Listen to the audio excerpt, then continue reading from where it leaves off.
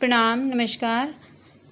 आज हम आपको बताने जा रहे हैं कि महामृत्युंजय जो मंत्र है उसकी रचना कैसे हुई।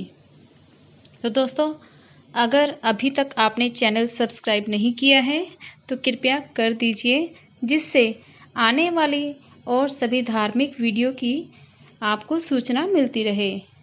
तो शुरू करते हैं।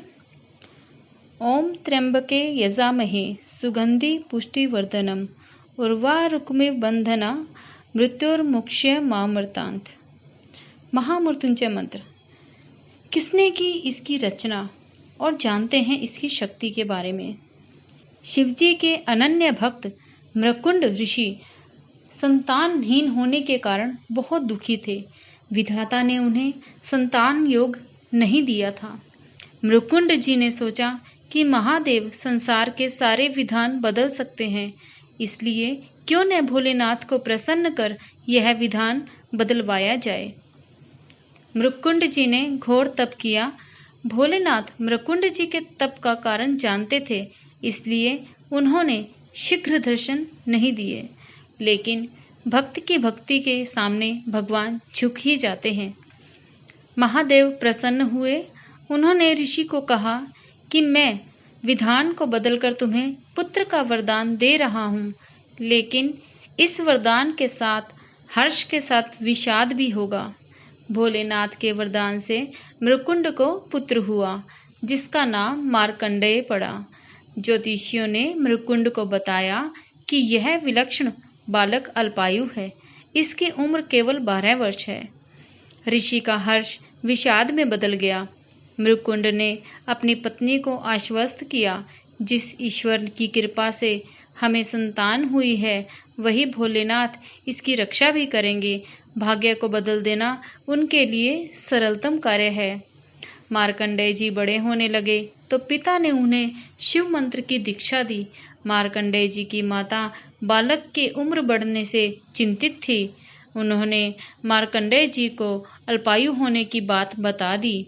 मार्कंडेय जी ने निश्चय किया कि माता पिता के सुख के लिए उसी सदाशिव भगवान से दीर्घायु होने का वरदान लेंगे, जिन्होंने जीवन दिया है।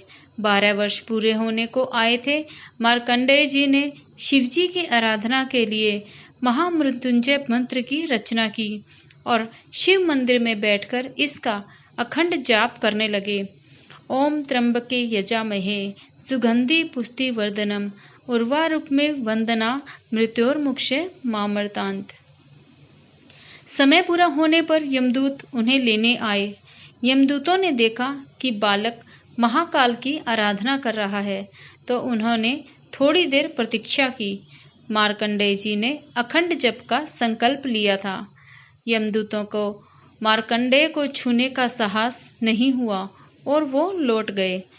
उन्होंने यमराज को बताया कि वे बालक तक पहुंचने का साहस नहीं कर पाए। इस पर यमराज ने कहा कि मृकुंड के पुत्र को मैं स्वयं लेकर आऊंगा। यमराज मार्कंडेय जी के पास पहुंचे। बालक मार्कंडेय ने यमराज को देखा तो जोर जोर से महामृत्युंजय मंत्र का जाप करते हुए शिवलिंग से लिपट गए। यमराज ने बालक को शिवलिंग से खींचकर ले जाने की चेष्टा की। तभी जोरदार हुंकार से मंदिर कांपने लगा। एक प्रचंड प्रकाश से यमराज की आंखें चुंधिया गई। शिवलिंग से स्वयं महाकाल प्रकट हो गए। उन्होंने हाथों में त्रिशूल लेकर यमराज को सावधान किया और पूछा, तुमने मेरी साधना में लीन भक्त को खींचने का साहस कैसे किया? यमराज महाकाल के प्रचंड रूप से कांपने लगे। उन्होंने कहा, प्रभु, मैं आपका सेवक हूँ। आपने ही जीवों से प्राण हरने का निष्ठुर कार्य मुझे सौंपा है। भगवान चंद्रशेखर का क्रोध कुछ शांत हुआ तो बोले, मैं अपने भक्त की स्तुति से प्रसन्न हूँ और मैंने इसे दीर्घायु देने का वरदान दिया है। तुम इसे नहीं ले जा सकते। यम ने कहा, प्रभु, आपकी आज्ञा सर्वोपरि है। मैं आपके भक्त मार्कंडेय द्वारा रचित महामृत्युंजय का पाठ करने वाले को त्रास नहीं दूंगा। और महाकाल की कृपा से मार्कंडेय जी दीर्घायु हो गए। उनके द्वारा रचित महामृत्युंजय मंत्र काल को भी परास्त कर देता है। तो इतनी शक्ति है इस महामृत्युंजय मंत्र में। तो कृपया पूरा वीडियो देखने के लिए आपका बहुत बहुत धन्यवाद।